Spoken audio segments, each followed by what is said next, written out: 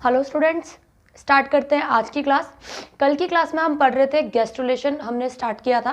Gastrulation का process मैंने आपको बताया था कि कुछ विशेष गतियों के द्वारा होता है, जिन गतियों का नाम हमने दिया था आकारिकी संरचनात्मक गतियां, यानी कि मॉर्फोजेनिक मूवमेंट्स। तो मॉर्फोजेनिक मूवमेंट्स हमने दो तरीके के पढ़े थे, एपीबोली एंड इम्बोली। इम्बोली का फर्दर हमने 7 जो प्रकार थे वो पढ़े थे, जिनमें से 3 प्रकार कल की वीडियो में हम डिस्कस कर चुके हैं।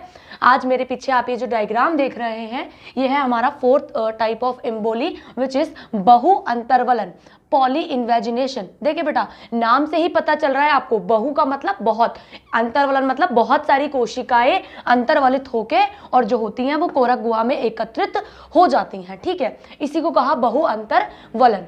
चलिए, अब ये बहु अंतर्वलन 2 प्रकार का होता है। बहु अंतर्वलन कितने प्रकार का होता है? 2। कल ही मैंने आपको ये मेंशन किया था कि बहु अंतर्वलन की क्रिया 2 प्रकार से होती है, एक ध्रुवीय और बहुध्रुवीय। अब इसे समझ लेते हैं, ये क्या है, एक ध्रुवीय और बहुध्रुवीय। देखिए बेटा, अंतर्वलन करती हुई कोशिकाएं जो होती है कोरक गुहा में एकत्रित हो जाती हैं, लेकिन ये जो अंतर्वलन हो रहा है, ये जो अंतर्वलित होती जो कोशिकाएं हैं, ये भी 2 प्रकार से एकत्रित होती हैं। पहला है एक ध्रुवीय, नाम से ही पता चल रहा है आपको, एक ध्रुवीय मतलब किसी एक ध्रुव पे आके ये एकत्रित होती हैं, किसी एक ध्रुव की तरफ ये एकत्रित होती हैं। तो आपको आप ये देख रहे हैं, ये अंतर्वलित होती हुई कोशिकाएं एक ध्रुव पे यानी कि किसी एक पोल पे आके एकत्रित हो रही हैं। तो इस प्रकार के बहु अंतर्वलन की क्रिया को कहते हैं एक ध्रुवीय बहु अंतर्वलन। एग्जाम्पल की यदि हम बात कर ले तो इस प्रकार का जो अंतर्वलन की जो क्रिया होती है, ये होती है बेटा एम्फीबियंस में। किसमें होती है? एम्फीबियंस में होती है। और एम्फीबियंस में मीजोडर्म के सेपरेशन के लिए जो प्रोसेस रेस्पॉन्सिबल होता है, यानी कि एक्टो और एंडो के बीच में जो मीजोडर्म का फॉर्मेशन होता है, उसके सेपरेशन के लिए जो प्रोसेस रेस्पॉन्सिबल होता है, वो प्रोसेस ही है आपका एक ध्रुवीय बहु अंतर्वलन। यानी कि जो अंतर्वलित होती हुई कोशिकाएं जो एक ध्रुव पे एकत्रित होती हैं, यही मीजोडर्म के पृथक्करण के लिए जिम्मेदार होती हैं। चलिए, अब नेक्स्ट हम बात कर लें बहु ध्रुवीय अंतर्वलन। ठीक है, बहुध्रुवीय यानी कि अलग अलग ध्रुवों से, इधर से भी देख रहे हैं आप कि ये कुछ कोशिकाओं का समूह इधर से आ रहा है, कुछ का इधर से, कुछ का इधर से, इस तरीके से ये अलग अलग ध्रुवों से आके और जो है एकत्रित होती जा रही है। कोई भी एक फिक्स्ड पोल नहीं है, जैसा कि यहाँ पे था। ठीक है, इसीलिए इसका नाम है बहु ध्रुवीय अंतर्वलन। तो देखिए बेटा, जहां भी आप बहु शब्द पढ़ रहे हैं ना, कोरक भवन में और गैस्ट्रुला भवन में, तो इस तरह की क्रिया जिन अंडों में होगी वो बहुपीतकी अंडों में होगी। किसमें होगी?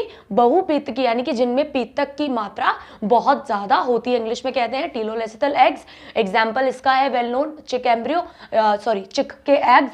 ठीक है, तो इस तरीके के एग्जाम्पल की यदि हम बात कर ले तो एग्जाम्पल वही आपके टीलोलेसिथल यानी कि बहुपीतकी अंडे देने वाले प्राणियों में। तो यहाँ पे इंग्लिश में मैंने मेंशन किया है, इसमें आपको कंफ्यूज नहीं होना, इन टीलोलेसिथल एग्स और या फिर टीलोलेसिथल एग ले करने वाले एनिमल्स। ठीक है, तो बहुध्रुवीय समझ गए, आपकी अलग अलग ध्रुवों से जो होती हैं कोशिकाएं होती हैं, वो अंतर्वलन की क्रिया करते हुए एकत्रित होती हैं, न कि किसी एक ध्रुव से। इस क्रिया को ही बोला है बहु अंतर्वलन। अंतर्वलन तो समझ गए, आपकी कोशिकाओं का अंतर्वलित यानी कि इस तरीके से मुड़कर एकत्रित होना। और यदि वो बहुत सारी कोशिकाएं हो रही हैं तो बहु अंतर्वलन, और वो बहुत सारी कोशिकाएं भी यदि एक ध्रुव पे हो रही हैं तो एक ध्रुवीय, और बहुत सारे अलग अलग ध्रुवों से हो रही हैं तो बहुध्रुवीय। चलिए, अब नेक्स्ट हम देख लेते हैं अपसरण। नाउ व्हाट इज अपसरण? नेक्स्ट हम देख लेते हैं, इंग्लिश में से कहते हैं डाइवर्जेंस। ठीक है, अब यदि हम बात करें अपसरण की, तो ये जो अपसरण होता है ये अभिसरण के जस्ट ऑपोजिट होता है। किसके? जो हमने कन्वर्जेंस पढ़ा था, अभिसरण के विपरीत। ठीक है, जो हमने कन्वर्जेंस पढ़ा था कि जो कोशिकाएं होती है वो कन्वर्ट होके एकत्रित होती हैं, उसके जस्ट ऑपोजिट है ये। ठीक है, डाइवर्जेंस ये क्रिया कन्वर्जेंस की क्रिया के जस्ट ऑपोजिट है, तथा इसमें कोशिकाएं क्या करती हैं? अंतर्वलित होकर भ्रूण के मतलब जो कोरक गुहा है उसके भीतर की तरफ आ जाती हैं, तथा भ्रूण में संभावी मतलब जो भी संभावी अंग का उन्हें निर्माण करना है उसके निश्चित स्थान तक पहुंच जाती है। यानी कि ये वाला जो प्रोसेस है वो अभिसरण के जस्ट ऑपोजिट है। इसमें जो अलग अलग क्षेत्रों से आती हैं, एकत्रित हो जाती हैं और अपने निर्दिष्ट स्थान यानी कि जो भी उनको संभावी अंग तक का निर्माण करना है वहां तक पहुंच जाती हैं। अब अगर यदि हम बात करें इसके एग्जाम्पल की, तो इस तरह की जो गतियां होती हैं ये होती है आपके रेप्टाइल्स में और एवीज में। यानी कि ओवरऑल यदि हम बात कर लें तो रेप्टाइल्स, एवीज और मैमल्स में भी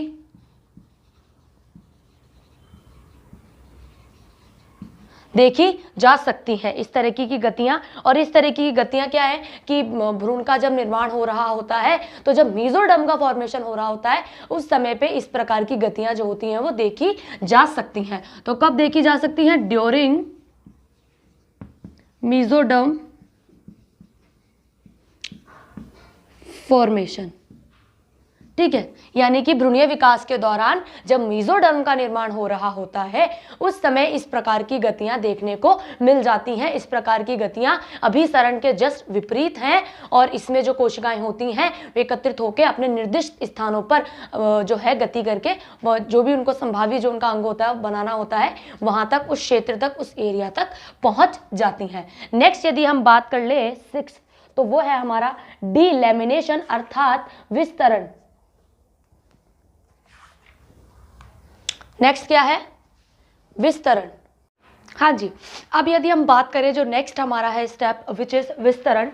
ठीक है, छठा जो स्टेप है बेटा वो है विस्तरण। विस्तरण का अर्थ होता है डीलैमिनेशन। लैमिनेशन समझते हैं आप? किसी भी चीज को लैमिनेट करना मतलब उसके ऊपर एक कवरिंग बना लेना, प्रोटेक्टिव कवरिंग। ठीक है, लैमिनेट आप सब लोग जानते हैं लैमिनेशन का मतलब क्या होता है कि कोई भी जो चीज है उसको कवर कर लेना ऊपर से। ठीक है, एक थिन लेयर से उसको कवर अप कर लेना इज नोन एज लैमिनेशन। तो यहाँ पे डीलैमिनेशन, यहाँ पे अर्थात जो कोशिका जो मतलब विकसित हो रही जो कोशिकाएं होती हैं वो इस प्रकार से लैमिनेट कर लेती हैं।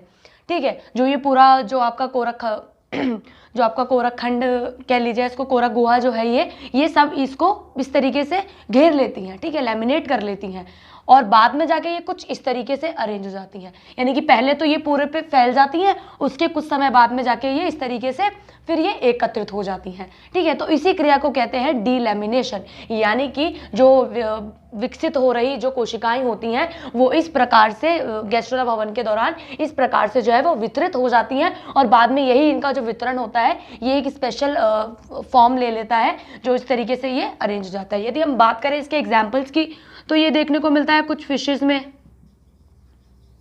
ठीक है, कुछ फिशेस में देखने को मिलता है, उसके अलावा कुछ थोड़े छोटे मोटे जो आपके जीव होते हैं उनमें ये क्रिया देखने को मोस्टली मिल जाती है। ठीक है, बेसिकली आपको ये पता होना चाहिए कि विस्तरण के पीछे छुपा उसका अर्थ क्या है। ठीक है, लास्ट यदि हम बात कर ले, जो लास्ट हमारा मॉर्फोजेनिक मूवमेंट है विच इज प्रसरण। प्रसरण का मतलब होता है एक्सटेंड। एक्सटेंड का मतलब आप समझते हैं कि किसी भी चीज का बढ़ना, विस्तार होना, एक्सटेंशन। तो यदि हम प्रसरण की बात करें तो इसके बारे में जो विशेष बात है वो मैंने यहाँ मेंशन कर दी है कि in all vertebrates the main morphogenic movement is extension.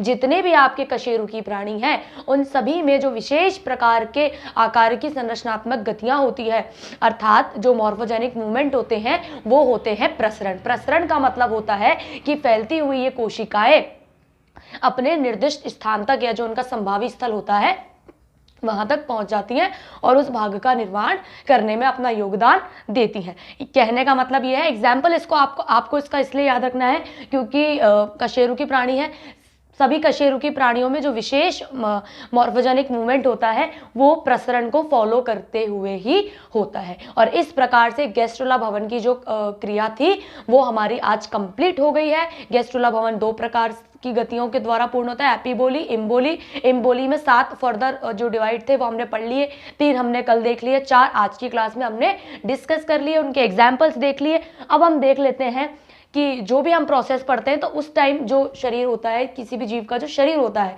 वो जब किसी भी प्रोसेस को कर रहा होता है तो उसमें कुछ केमिकल चेंजेस आते हैं, कुछ ना कुछ परिवर्तन आते हैं। अब केमिकल क्यों? क्योंकि जो विशेष प्रकार के रसायन होते हैं वो या तो उस क्रिया को बढ़ाते हैं, कंट्रोल करते हैं, रेगुलेट करते हैं या जो भी करते हैं। ठीक है, तो गैस्ट्रोला भवन के दौरान क्या क्या केमिकल चेंजेस देखने को मिलते हैं, किस किस प्रकार के रासायनिक परिवर्तन देखने को मिलते हैं, वो अब हमें नेक्स्ट इस चैप्टर के अंदर डिस्कस करना है। उसके साथ ही ये चैप्टर जो है आपका समाप्त हो जाएगा, कंप्लीट हो जाएगा। ठीक है, इस चैप्टर में जो बेसिक आपको देखना था वो हमने देख लिया। नेक्स्ट हम देख लेते हैं गैस्ट्रोला भवन के दौरान होने वाली रासायनिक क्रियाएं। अब यदि हम बात करें गैस्ट्रोला भवन के दौरान होने वाले रासायनिक परिवर्तन की, यानी कि वो कौन कौन से चेंजेस हैं जो गैस्ट्रोला भवन के दौरान, अर्थात जब जीव गैस्ट्रोला भवन की क्रिया कर रहा होता है उस समय उसके शरीर में किस प्रकार के रासायनिक परिवर्तन देखे जाते हैं। तो इसमें एक होता है अपचयी क्रियाएं, एक होता है उपचयी क्रियाएं। इनको दो पार्ट्स में डिवाइड किया है। अपचयी क्रियाएं यानी कि कैटाबॉलिक एक्टिविटीज, लिख देती हूं मैं यहाँ पे,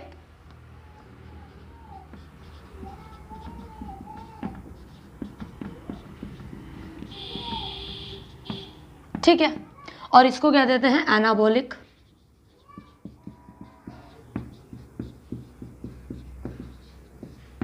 एक्टिविटीज। ठीक है, अब पहले हम बात कर लेते हैं कैटाबॉलिक एक्टिविटीज की। तो जो मेन इसमें होता है, क्या होता है कि गैस्ट्रोला भवन के दौरान जो कोशिकाएं होती हैं वो अपनी आकार में जो है चेंज करती हैं। अब आकार में यदि वो चेंज करती हैं तो जो उनकी ऑक्सीकरण रेट जो होती है, यानी कि ऑक्सीडेशन रेट जो होती है उनकी, वो बढ़ जाती है।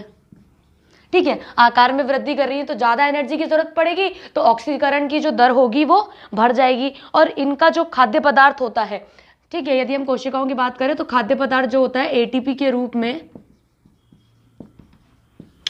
स्टोर, ठीक है, स्टोर कर लिया जाता है, क्योंकि इस समय ज़्यादा एनर्जी की ज़रूरत पड़ रही है। तो यानी कि गैस्ट्रोला भवन के दौरान होने वाले रासायनिक परिवर्तन में जो इंपॉर्टेंट हमने चीज़ देखी वो ये देखी कि ऑक्सीडेशन की जो रेट होती है वो बढ़ जाती है, एज वेल एज जो शरीर में जो खाद्य पदार्थ होता है जो एटीपी के रूप में स्टोर्ड होता है वो इस तरीके से स्टोर हो जाता है। अब यदि हम बात करें कि इसको भी फर्दर दो पार्ट्स में कैटेगराइज किया है। अब ये जो फूड जो स्टोर होता है वो दो तरीके से होता है, एक तो होता है ग्लाइकोजन,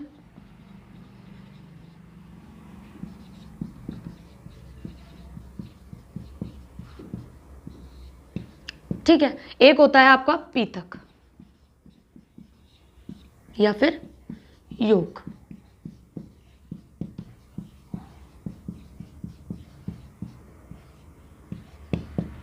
चलिए, अब सभी जीवों में पीतक तो नहीं होता है, ठीक है, तो कई जीवों में जो खाद्य पदार्थ होता है, जो फूड मटेरियल होता है, वो ग्लाइकोजन के फॉर्म में एकत्रित होता है। किसके फॉर्म में एकत्रित होता है?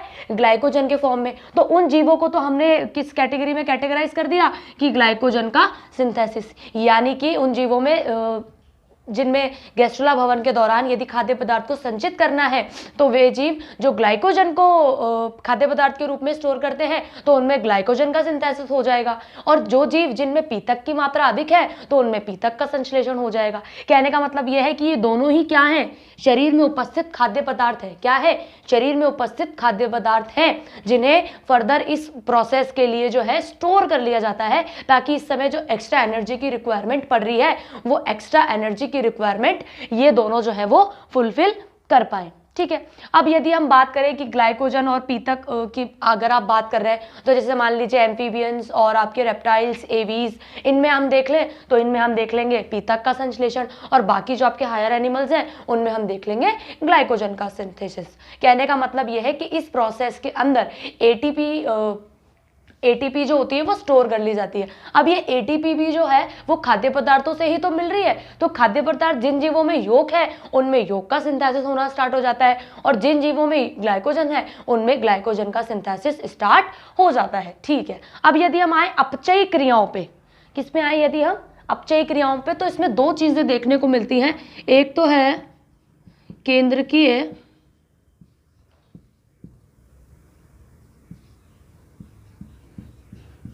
अम्लों का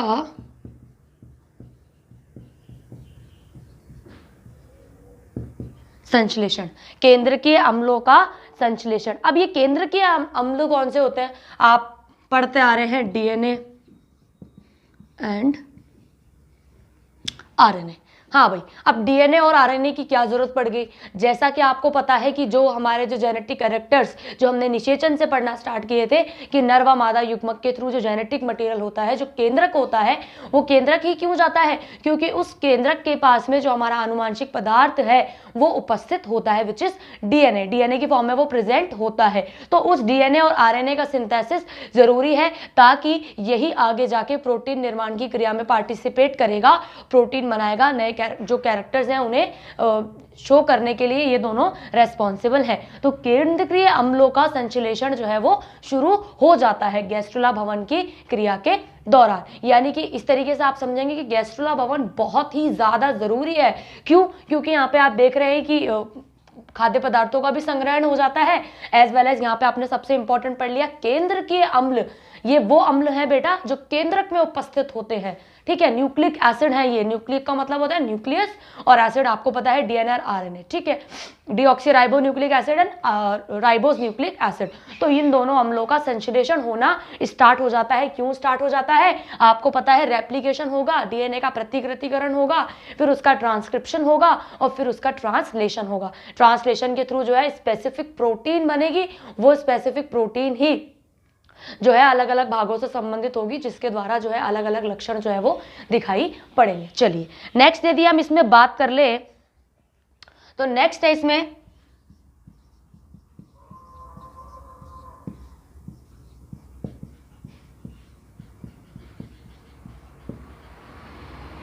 प्रोटीन का संश्लेषण, ठीक है।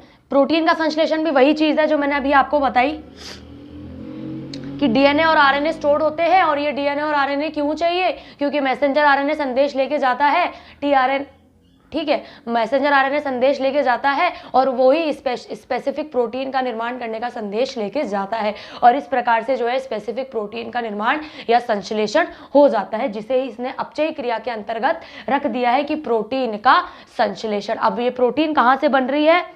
जो स्पेसिफिक जो आपके मटीरियल है,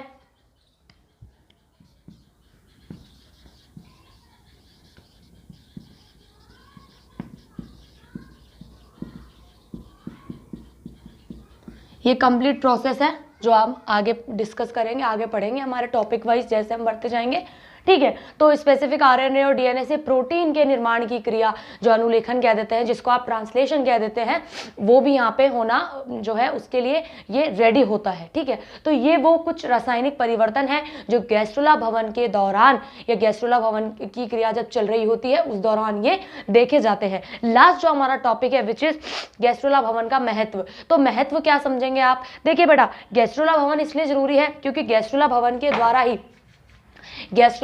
द्वारा ही जो कोशिकाएं होती हैं वे अपने निर्दिष्ट स्थानों तक पहुंचने का जो है उनको मार्ग मिलता है, या जो गतियां हैं वो उनको मिलती हैं, जिसकी वजह से वो निर्दिष्ट स्थान जो भी पार्ट उन्हें बनाना है, जो भी अंग उन्हें बनाना है, वहां तक वो पहुंचती हैं। इसी प्रकार से जो आपका गैस्ट्रुला भवन का जो टॉपिक है वो आज यहाँ पे हमारा कंप्लीट हो गया है। आई होप कि जो भी मैंने आपको बताया वो आपको समझ में आ गया होगा। इसके बाहर आपको कुछ भी नहीं देखना है, सारा सब हमने कवर कर लिया है, ठीक है। तो नेक्स्ट क्लास में हम स्टार्ट करेंगे हमारा नया टॉपिक। आज की क्लास में मैंने आपको जो भी समझाया आई होप कि आपको वो समझ में आ गया होगा।